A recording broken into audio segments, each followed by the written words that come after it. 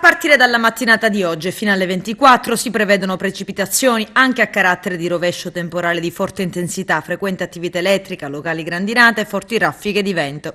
Il Dipartimento regionale della Protezione Civile ha diramato l'allerta gialla per la Sicilia. Il peggioramento delle condizioni meteo porta con sé anche la sensibile diminuzione delle temperature massime. I mari molto agitati, ma le condizioni si attenueranno nelle ultime ore del giorno.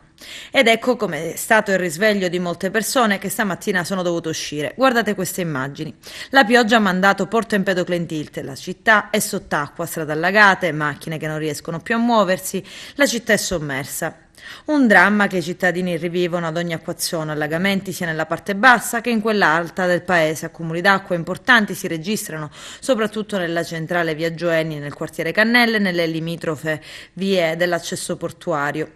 Diversi commercianti denunciano allagamenti di scantinati e negozi. Danni potrebbero essere seri, soprattutto nelle zone vicine al centro storico. Disagi anche nel quartiere di Piano Lanterna, dunque nella parte alta di Porto Empedocle. Anche qui non mancano vie allagate e disagi negli spostamenti. Sui social si punta il dito soprattutto sull'inefficienza dell'impianto di smaltimento delle acque piovane, corresponsabile degli allagamenti secondo diversi cittadini assieme alla grande quantità di pioggia caduta.